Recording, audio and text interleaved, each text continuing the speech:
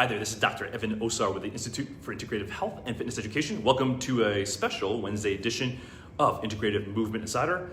I'm testing out a brand new mic. I actually feel like I'm in a boy band, except I'm 51 years of age, so I'm past that boy age, even though my wife sometimes says, dude, you're acting like a 5-year-old. So sometimes I act like a 5-year-old. Yes, I do.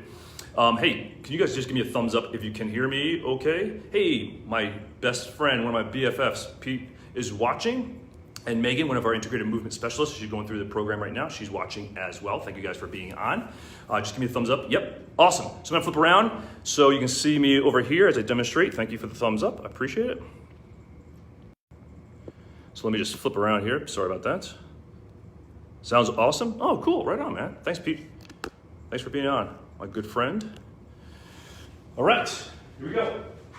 So last time on Integrative Movement Insider, we were talking about the lats and how the lats function to create stability in the shoulder. And when you are overusing your lats and pulling down, squeezing down and back, as many of us have been taught to do in the industry, myself as well, what happens is it'll limit your overhead range of motion. And that's a common cause of shoulder impingement, rotator cuff tears, as well as labral tears. And that's exactly why I have bilateral rotator cuff tears, bilateral labral tears, because from day one when I got shoulder problems and I went to PT, and chiropractic school, they taught me squeeze down the back, strengthen the retractors and the depressors, and that's exactly what led to my rotator cuff and labral tears. So now it's been a process over the years, the last 21 years in practice, I've been working on developing a strategy to help my own shoulders so I could continue to work out, but more importantly, do my job as a chiropractic physician, which requires a lot of physical manual work.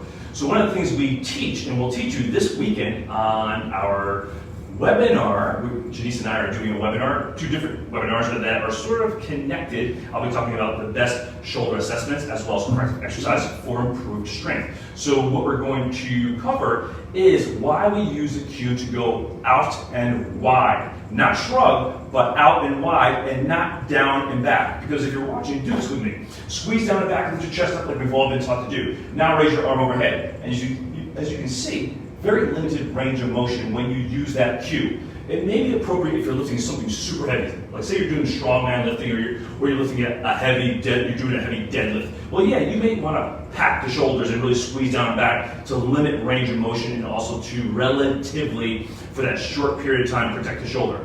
But for everyday life, you need the shoulders to be able to, the scapula to be able to wrap around the ribcage to allow free range of motion. Now, let's give you a different cue. Long spine, feel as if you're going open and wide. And now bring your arm overhead. Much different range of motion just with that simple, different cue. And that's why we don't teach our clients to squeeze down and back, because most of the clients that are coming to see us are the older population, so the baby boomers and seniors, people my age, like in their 50s, I say older now, because I feel older now compared to my youth. However, this strategy works regardless of the client's age. And we use this with all our clients, from our adolescents, the teenagers, the youth athletes that we see, all the way up through our older populations. Now, last time I shared with you a suspension or bodyweight row pattern for strengthening the lats and using the right form, reinforcing the optimal alignment we want the shoulders to be in. Now I'll show you, or I'll demonstrate a pattern to strengthen the serratus anterior. Remember, the serratus anterior comes from ribs number 1 through 9. Its role is to keep the scapula stable on the ribcage, as well as to help create that upward rotation as your arm goes overhead, and also that protraction that you need as your arm is pushing out, as if you're doing a push-up or a sort of cable chest press type of pattern. Remember, we're talking about muscles independently, but they always work together. So we're not saying the serratus only does this and the lats only do that. They work together to provide ultimate stability of the shoulder. So one of the patterns we like to use, we love suspension straps. So I know some of you, like my good friend Robert Linkle out in California, they just got locked down again. So he's doing all online training again. So if you're in the same boat, lots of you write in and ask us, what equipment do you recommend that the clients have? Obviously, you want some bands to do different resistance type exercises, some adjustable dumbbells. I would get one of those 0 to 50 sets, or even 0 to 25 for a lot of your clients. They don't need much more than that. But the other tool I would definitely have for home is a suspension strap, because you can hook them over a door. It works super well so that you can do suspension type bodyweight rows. But the other cool thing for your older clients is it really helps to work on the grip. So you really help develop grip strength, which is very important to shoulder stability.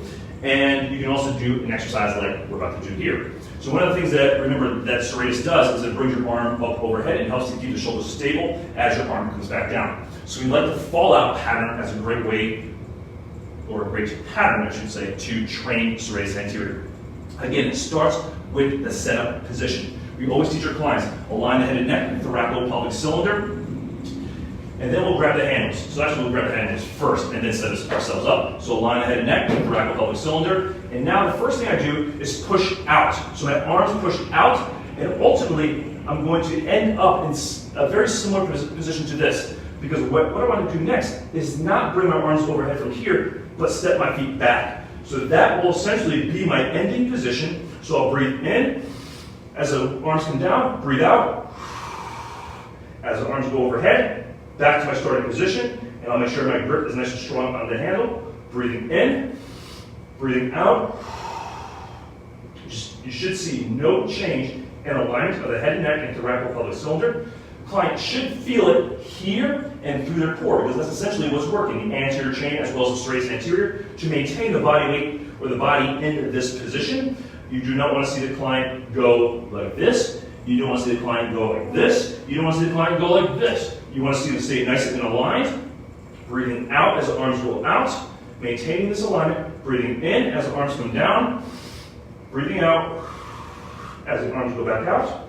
And again, it's the same alignment as the setup position, so that way the exercise is reinforcing the alignment that you want and that you ultimately want your client to be able to take into everyday life. So if you're looking for more information, like I said, on Saturday at 10 a.m. Central, and that will be 9 a.m. East Coast time, and 7 a.m. on the Pacific Coast, we're doing a 90-minute session. So we're going to go over the best assessments, corrective exercises, as well as functional progressions for the shoulder. So we'll talk briefly about the functional anatomy. I'll talk about what goes wrong, commonly goes wrong with the shoulder, and then how do you progress your client from assessment to the corrective exercises to create more optimal habits, and then how do you take that into the functional exercise patterns that your clients need to do, the pushing and pulling patterns they need to do to get stronger, to reduce chronic tension, to gain more range of motion, and ultimately to achieve their health and fitness goals. So I'll put the link, or I should say Mary will put the link next to this video as soon as I'm done here.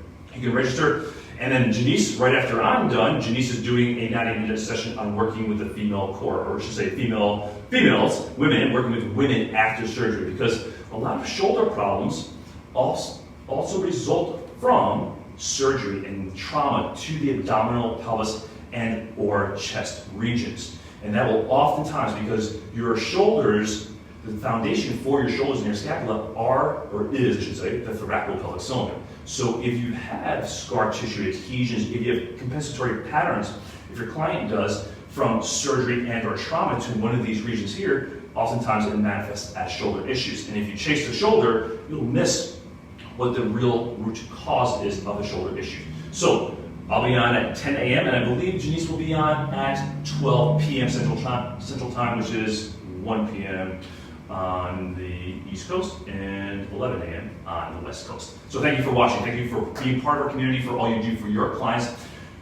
Hope this video served you, along with the video on Monday, helped to learn and discover a little bit more about the shoulder and to reinforce some of the information you already knew about the shoulder. And again, if you're looking for more information, we're going way more in depth on Saturday. The link will be next to or below this video. We look forward to seeing you on Saturday, and make it a great week. Get out there and inspire, empower, and be a leader for your current clients and attract more individuals that need, want, and will pay you for your expertise. This is Dr. Evan Osar with the Institute for Integrative Health and Fitness Education. Make it a great day. We'll see you next time.